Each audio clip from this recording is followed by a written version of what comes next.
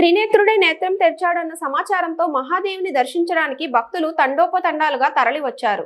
ఆలయంలోని పరమేశ్వరులను దర్శించుకుంటూ శంభో శంకర అంటూ స్వామి నామస్మరణ చేస్తూ ఆధ్యాత్మిక ఆనందంతో పరవశిస్తున్నారు. ఈ ఘటన గాజువాక సమీపం ఆటో నగర్ ప్రాంతంలో చోటు చేసుకుంది. ఇక్కడి పురాతన స్వయంభూ శ్రీ దుర్గా నాగలింగేశ్వర ఆలయంలో ఈ వింత కనిపించింది. గర్భగుడిలోని శివుడు కుడికన్ను తెరిచినట్టుగా కనిపించడంతో అక్కడి భక్తులు పరవశించిపోయారు. 1997లో స్వయంభూగా వెలిసిన ఈ ఆలయంలో ప్రతి సోమవారం భక్తులు పెద్ద సంఖ్యలోనే తరలి వస్తుంటారు. ఉదయాన్నే ఆలయం తెరిచి లోపల శుద్ధి చేస్తుండగా ఇలా కనిపించిందంటూ అక్కడి మహిళా భక్తులు చెప్పడం ఆశ్చర్యాన్ని కలిగిస్తుంది. ఇక్కడ ఒక పాముల పుట్ట ఉందని, ఈ పుట్టలో నుండి నాగలోకానికి దారి ఉందనే ప్రచారం కూడా భక్తులపై విశ్వాసాన్ని మరింతగా పెంపొందిస్తుందని చెప్పొచ్చు. మహాశివుడిపై విభూతి పూస్తే చాలు కుడికన్ను తెరుస్తున్నారని అక్కడి అర్చకుడు కన్నబాబు చెబుతున్నారు. సోమవారం పూట ఈ వింత ఘటన దవానంలా వినిపించడంతో ఎక్కడెక్కడి నుంచో భక్తులు తరలివస్తూ స్వామివారి దర్శనానికే బారులు తీరుతున్నారు.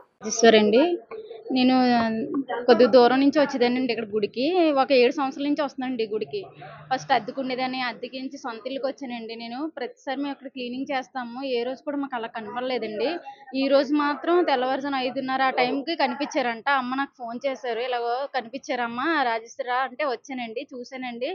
అసలు ఏ రోజు కూడా మేము కడిగినప్పుడు కూడా అలా లేరండి, ఎప్పుడు కళ్ళు మూసే ఉండి ఈ రోజు మాత్రం కన్ను తెరిచి ఉందండి. మేము చూడగానే షాక్ అయిపోయాం. ఇలాగా అంత అదృష్టం ఎవరికి దక్కుతుందండి? నిజంగా సేవ చేసుకునే అదృష్టం కూడా రావాలండి.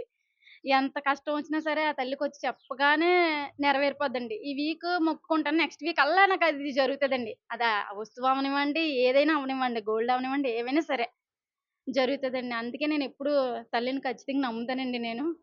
అందుకే సేవ చేసుకుంటానండి తల్లికి.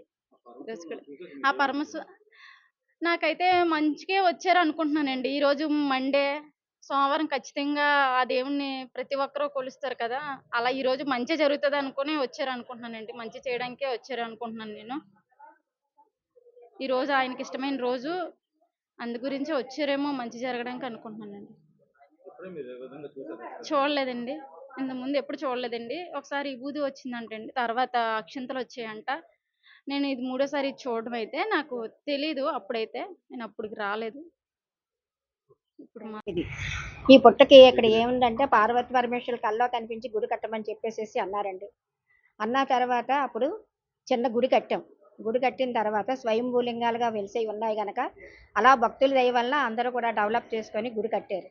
వెనక ఒక అబ్బాయికి కల్లో కనిపించి, అమ్మ నేను పార్వతీ పరమేశ్వరుల విగ్రహం పెట్టుకుంటాను, మీ అనుమతి కావాలి అంటే, ఎందుకయ్యా అంటే, మా కల్లో కనిపించి మా కష్టాలు తీరుస్తాడు, ఇక్కడ పార్వతీ పరమేశ్వరులు పెట్టమని చెప్పాడు అని చెప్పారు. వదినికి, అన్నయ్యకి, మరిదికి ఒకేసారి కల్లోకి వచ్చిన తర్వాత వాళ్ళు వచ్చి ప్రతిష్టాపన చేసుకున్నారు. చేసిన తర్వాత 15 సంవత్సరాలు అయిపోయిందండి. ఇప్పుడు ఈ వేళ అభిషేకం చేస్తుంటే ఒక కుడికన్ను తెరిచాడు అనమాట. మళ్ళీ అభిషేకం చేశాను పాలతోటి. మళ్ళా కన్ను మూసింది, మళ్ళా కన్ను తెరుస్తుంది. అలా ఆ కన్ను తెరిచిన కన్ను అలా తెరిచినట్టుగానే అందరినీ భక్తులందరికీ కూడా అందరి భక్తుల్ని కూడా ఆయన కళ్ళతోటి ఆయన చూస్తున్నాడు.